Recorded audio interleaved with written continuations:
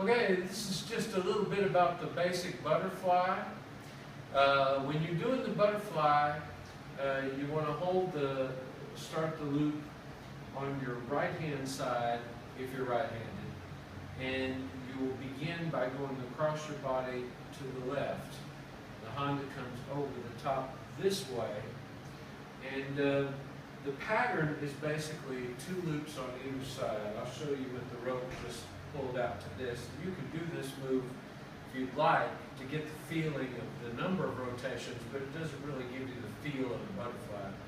But it comes across 1, 2, and then across 2. 1, 2, 1, 2. So when you do it with the loop, make sure that your loop is big enough. You want a medium-sized loop. You don't want it too big, but then again, you don't want it too small when you start out learning.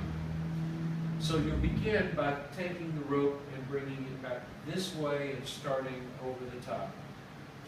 So it's here. Now you want to make sure that you keep the loops parallel to each other, where there's a line on the floor, an imaginary line on the floor that's parallel. And you don't want to let the loop get too far away from you. It starts getting too far away, it starts getting smaller, and the tendency is to pull the slack up and lean down with it.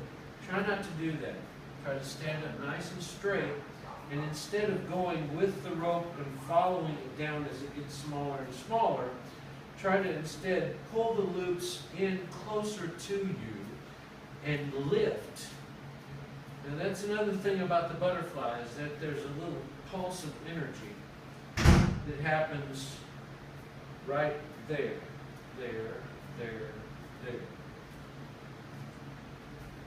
If you're close enough, you can hear the rope, the Honda actually catching on either side. So there's a pulse of energy there, there, there, there. Oh, great. Mexico!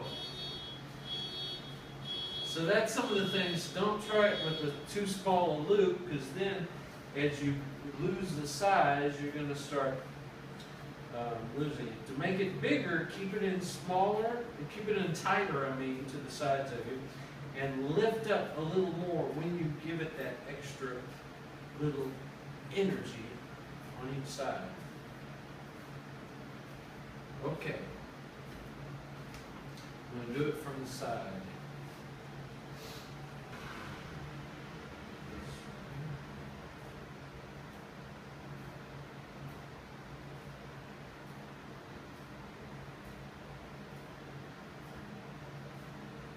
Keep it in close to your body and try to keep the loops parallel to each other, as if there were 2 imaginary lines on either side. So it's here.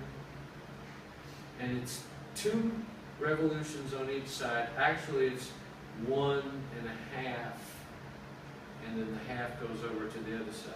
So it completes the full rotation in the middle.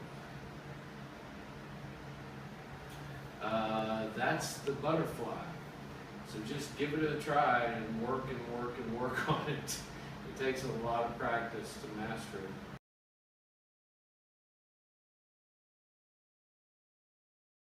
Here's a couple of tips for the butterfly when you're working on it. Remember to start it over to this side, and that there's always a little lift here in the middle, a little more energy as you come across the middle. Now, some of the things to avoid, you want to make sure you stand up pretty straight. You do have to bend at your waist a little bit to get a little clearance, but you don't want to lean over too far and follow the rope down. Also, if the loop gets a little too far outside of your lines, if it's going a little too far away from your hand, you'll notice it starts getting smaller. A lot of people's instinct is to immediately pull the slack out with your other hand to make it the right length. Well, then as it gets smaller, you keep getting the loop smaller because you keep pulling the slack out.